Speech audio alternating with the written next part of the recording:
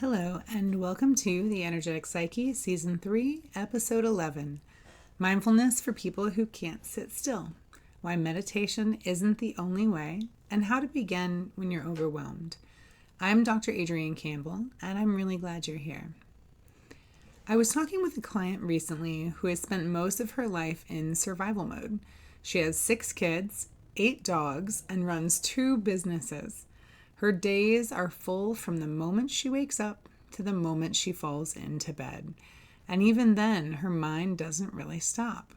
She told me she knows mindfulness and meditation would probably help her, but she has no idea how to actually do it. She can't shut her brain off. She can't sit still. And the idea of trying to meditate just feels impossible. And the truth is, for someone in her position, it kind of is.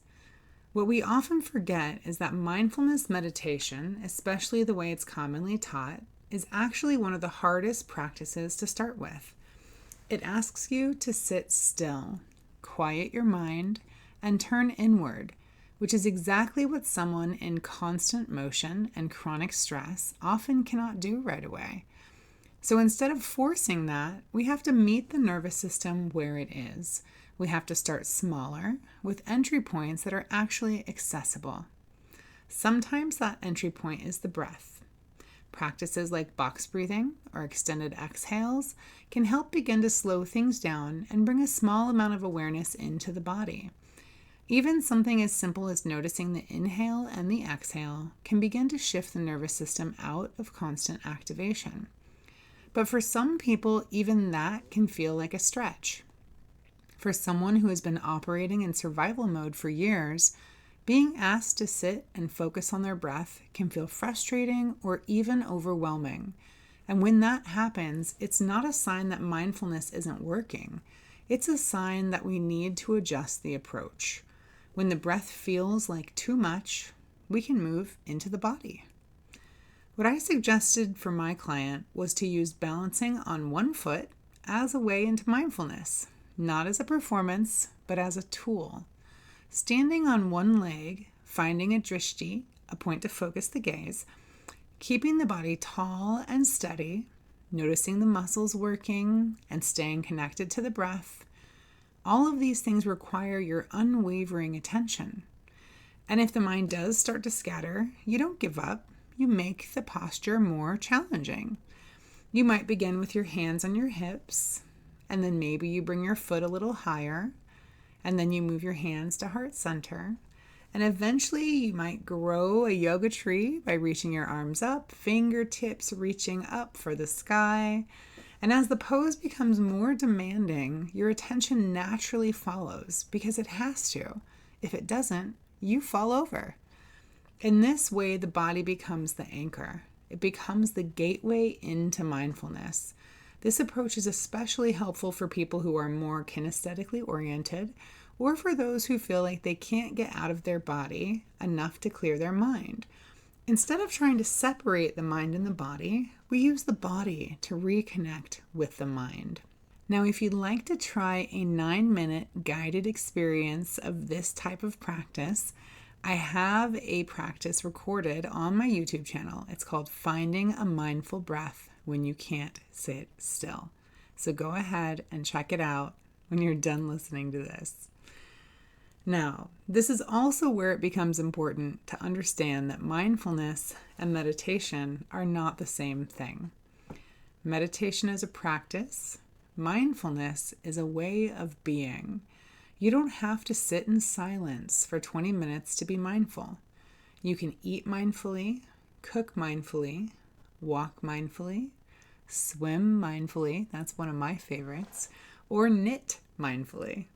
Mindfulness is simply the act of being fully present with what you're doing. It's all about paying attention. For many people, especially those living full and demanding lives, this is a much more realistic place to begin. Mindfulness doesn't have to be something you carve out large blocks of time for. It can exist in small windows throughout your day. Sometimes it's just 3 minutes of being fully present with one thing. Instead of eating breakfast while watching the news and having a conversation, maybe it's just eating breakfast. actually noticing how the food tastes, noticing the texture, and being aware of the experience of eating breakfast. These small moments of presence may not seem like much, but they add up. They begin to create space in a system that's been running non-stop. One of the most well-known ways to start a practice in mindfulness is the famous raisin exercise. And it's famous because I've decided it's famous. But if you've been in the area of mindfulness for a while, you've probably encountered this practice. And if not, well, welcome to it. So this is how it goes. You take a single raisin, and instead of popping it right in your mouth and eating it automatically, you take a moment. You slow down. You notice the texture of the raisin as it rests between your fingers. The way it looks, the way it feels as you roll it back and forth. And then once you put it in your mouth, you don't swallow right away, but instead you notice the sensation of it as it rests on your tongue. You notice the taste, the texture, and then eventually the chewiness. You don't rush to swallow, you just stay with it and you notice. It may sound simple or even a little strange, but that's the point. It's about training your attention and teaching your system that it's safe to slow down, even if just for a moment. For someone who's been living in survival mode for years, this is where the work begins.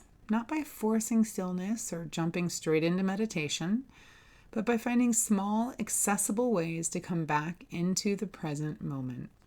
Ways that work with your life, not against it.